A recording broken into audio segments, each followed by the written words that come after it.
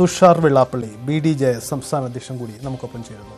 ശ്രീ തുഷാർ വെള്ളാപ്പള്ളി, രാജീവ് ചന്ദ്രശേഖരനെ അധ്യക്ഷനായി തെരഞ്ഞെടുക്കുമ്പോൾ നേരത്തെ NDAയുടെ ചുമതല ഉണ്ടായിരുന്ന കൺവീനറായി പ്രവർത്തിച്ച വ്യക്തി കൂടിയാണ്. അതുകൊണ്ട് തന്നെ താങ്കൾക്കൊക്കെ ആ തരത്തിൽ പെരുമാറി അടുത്തറിയാവുന്ന വ്യക്തി കൂടിയാണ്.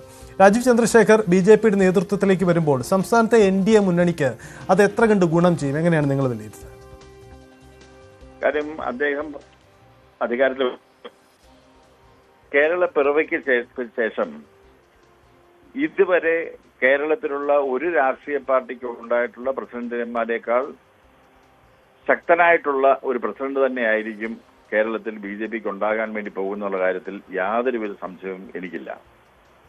വളരെ വർഷങ്ങളായി വ്യക്തിപരമായ ബന്ധങ്ങൾ കീപ്പ് ചെയ്യുന്ന ഒരാളെന്നുള്ള നിലയ്ക്കും അദ്ദേഹത്തെ സംബന്ധിച്ചുള്ള അദ്ദേഹത്തിന്റെ പ്രവർത്തന രീതി അറിയാവുന്നുള്ളത് കൊണ്ടും നമുക്ക് തന്നെ അറിയാമല്ലോ, കഴിഞ്ഞ ദിവസം തിരുവനന്തപുരത്ത് ലാസ്റ്റ് മിനിറ്റിൽ അദ്ദേഹം വന്നിട്ട് പോലും ജയത്തിന്റെ തൊട്ടടുത്ത് എത്തുന്ന അവസ്ഥയിലേക്ക് അദ്ദേഹം വരാനുള്ള അതിന്റെ കാരണങ്ങളൊക്കെ നിങ്ങൾക്കൊക്കെ അറിയാവുന്നതാണ്.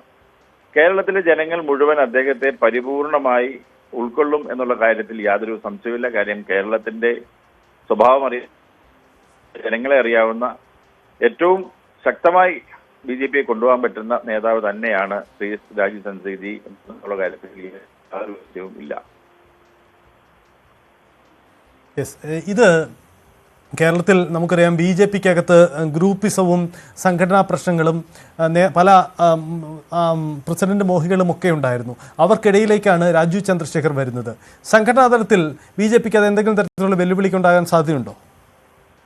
ഒരു തരത്തിലുള്ള വെല്ലുവിളികൾ ഉണ്ടാകാൻ സാധ്യതയില്ല. കേരളത്തിലെ എല്ലാ BJPക്കാരും അദ്ദേഹത്തെ അക്സെപ്റ്റ് ചെയ്യുന്നു എന്നും ഒരു തരത്തിലുള്ള വിഘടനവാദവും BJPയിൽ ഉണ്ടാവുമെന്ന് ഞാൻ ഒരു തരത്തിലും കരുതുന്നില്ല.